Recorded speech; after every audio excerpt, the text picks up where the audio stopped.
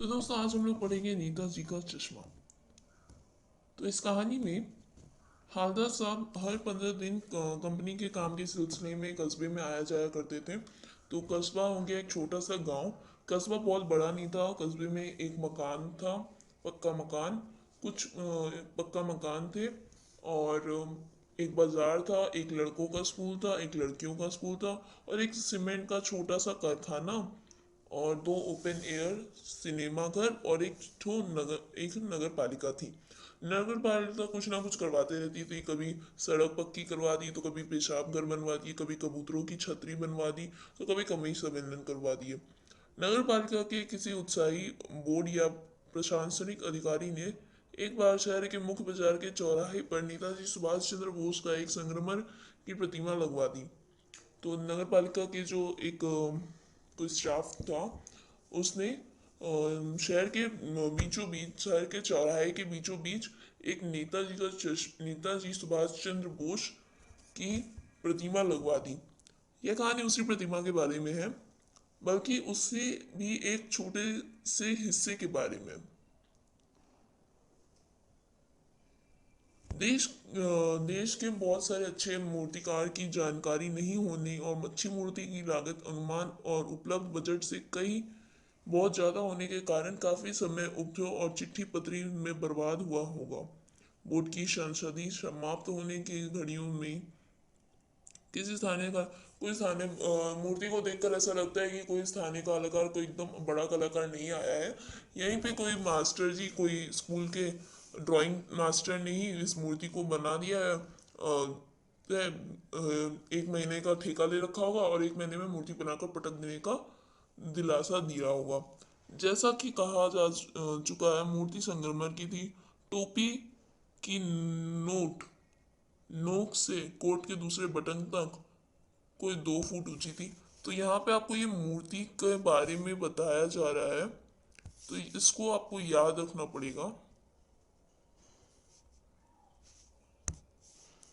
ये जो लाइन है, मूर्ति संगमरमर थी, टोपी की नोक से कोट के दूसरे बटन तक कोई 2 फुट ऊंची।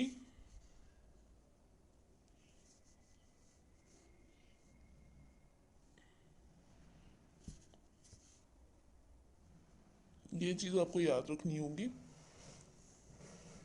मूर्ति को देखते ही दिल्ली चलो और तुम मुझे खून दो वगैरह से याद आने लगते थे। इस दृष्टि से यही सफल और सराहनीय प्रयास था। केवल एक चीज की कसर थी, दिखते हुए नेताजी की आंखों पर चश्मा नहीं था।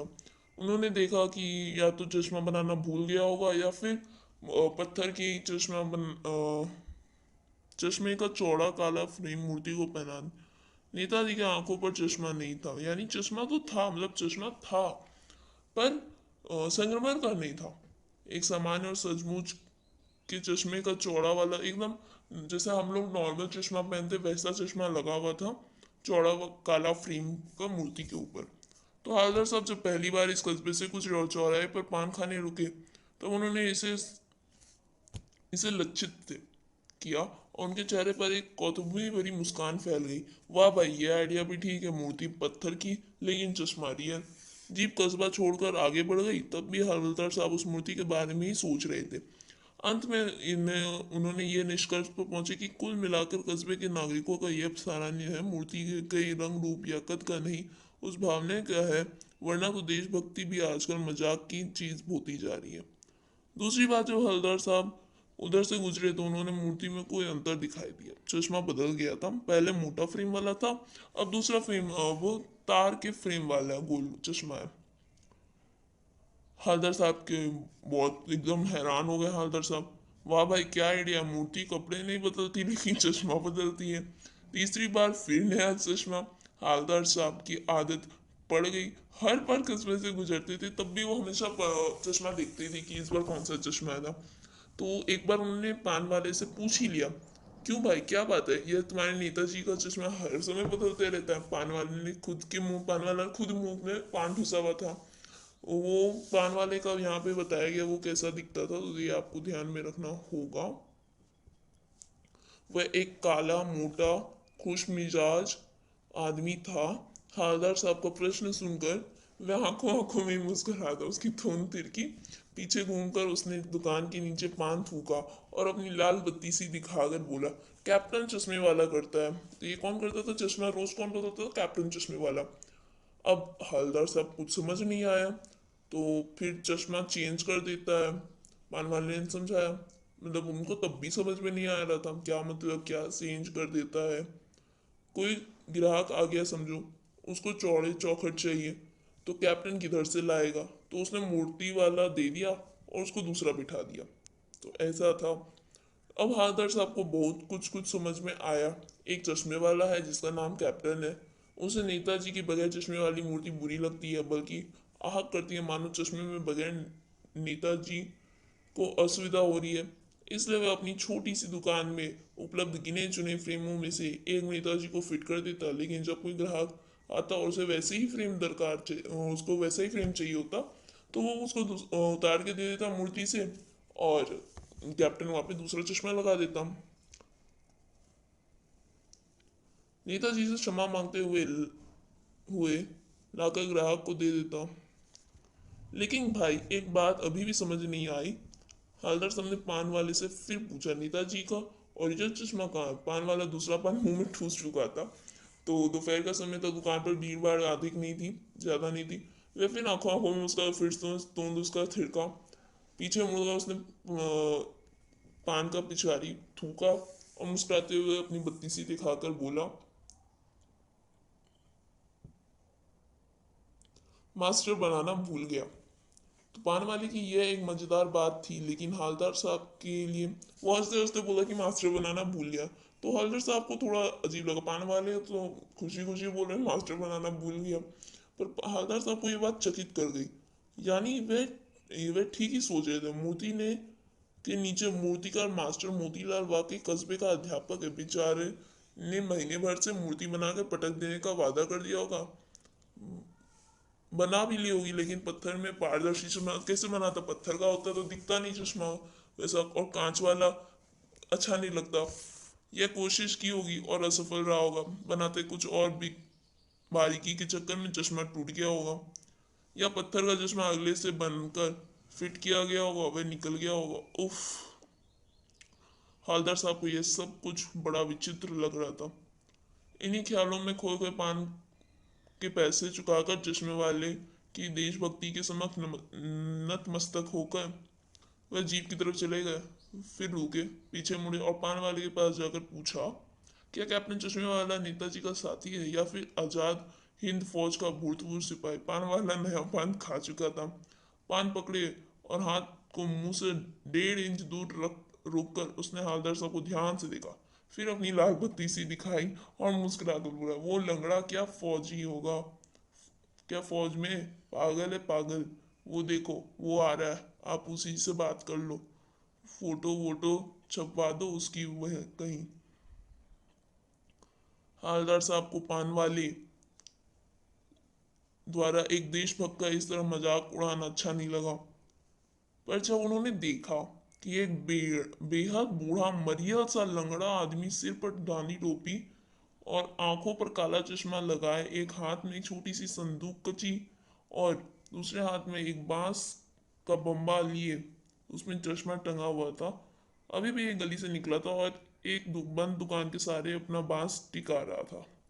तो उस बेचारे की दुकान भी नहीं है, फेरी लगाता है। हवलदार सब चक्कर में पड़ गए, पूछना चाहते थे इस कैप्टन क्यों कहते थे, लेकिन पान वाला साफ मना कर बता दिया था कि अब उसको इसके इस बारे में और बात नहीं करनी। ड्राइवर भी बेचैन हो रहा था, काम भी था। हवलदार साहब जीप में बैठकर चले गए। 2 साल तक हारता साहब अपने काम के सिलसिले में कस्बे से गुजरते रहे और नेताजी की चश्मा बदलते हुए दिखते रहे। कभी गोल तो कभी चकोर, कभी लाल तो कभी काला, कभी धूप का चश्मा तो कभी धूप का, तो कभी बड़े आकांच वाला घोंगा चश्मा, पर कोई ना कोई चश्मा होता जरूर।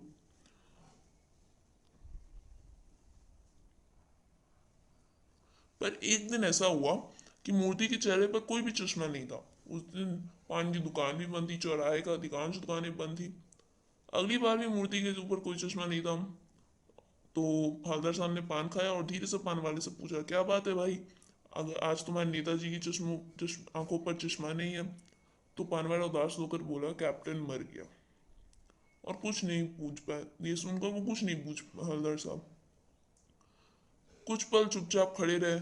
फिर पान के पैसे चुकाकर जीप में आ बैठे और रवाना हो गए।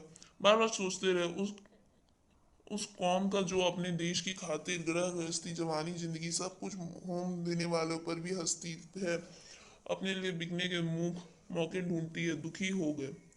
15 दिन बाद वो फिर कस्बे से गुजरे। कस्बे में घुसने से पहले ख्याल आया कि कस्बे की हस्तली हृदय स्थली से सुभाष चंद्र बोस की प्रतिमा अवश्य प्रतिष्ठित होगी, लेकिन सुभाष की आंखों पर उनकी आंखों पर चश्मा नहीं होगा, क्योंकि मास्टर बनाना भूल गया और कैप्टन मर गया। सोचा आज वहां नहीं रुकेंगे, पान भी नहीं खाएंगे, मूर्ति की तरफ देखेंगे भी नहीं, सीधे निकल जाएंगे। ड्राइवर से कह दिया चौराहे पर नहीं रुकना, और आज बहुत काम है, पान आगे भी खा लेंगे। लेकिन उनका आदत था हर बार वहां चौराहे पर रुकना और वो मूर्ति को देखना। तो आदत से मजबूर उन्होंने फिर से मूर्ति को देखा, और उन्होंने देखा तो उन्होंने कहा जीप कुछ ऐसा देख लिया उन्होंने कि उन्होंने चिल्लाए, रोको। जीप स्पीड में थी, ड्राइवर ने जोर से ब्रेक मारा। रास्ता चलते लोग देखने लगे। जीप रुकते ना रुकते हवलदार साहब जीप से कूद कर तेज तेज तेज कदमों से मूर्ति की तरफ लपके और उसके ठीक सामने जाकर टेंशन में खड़े हो गए। मूर्ति की आंखों पर सरकंडे से बना छोटा सा चश्मा रखा हुआ था, जैसे बच्चा बना लेता है। हवलदार साहब भावुक है। इतनी सी बात पर उनकी आंख भर आई। तो वो मूर्ति के आंखों पर सरकंडे का चश्मा, सरकंडा एक तरह का प्लांट होता है, उसका चश्मा जैसे बच्चे बना लेते हैं वैसा चश्मा उस पर था। तो उसको देखकर हवलदार साहब की आंखें भर आई। इस देश के निर्माण में अपने तरीके हैं। कहानी यह बताती है कि बड़े ही नहीं, बच्चे भी इसमें शामिल हैं। चारों ओर सीमाओं से घिरे भूभाग का नाम ही देश नहीं होता। देश बनता है उसमें रहने वाले सभी नागरिकों, नदियों, पहाड़ों, पेड़ पौधों, वनस्पतियों, पशु पक्षियों से, और इन सब से करने तथा इनकी समृद्धि के ये प्रयास करने का नाम देशभक्ति है। नेताजी का चश्मा कहानी कैप्टन चश्मे वाले के माध्यम से देश के करोड़ों नागरिकों के योगदान को रेखांकित करती है, जो इस देश के निर्माण में अपने अपने तरीके से सहयोग करते हैं। कहानी यह कहती है बड़े ही नहीं, बच्चे भी इसमें शामिल हैं, बच्चे भी हमारा पूरा सहयोग करते हैं। तो यहाँ पे कुछ प्रश्न हैं, आप इन्हें देख सकते हैं। पॉज कर लीजिएगा वीडियो को।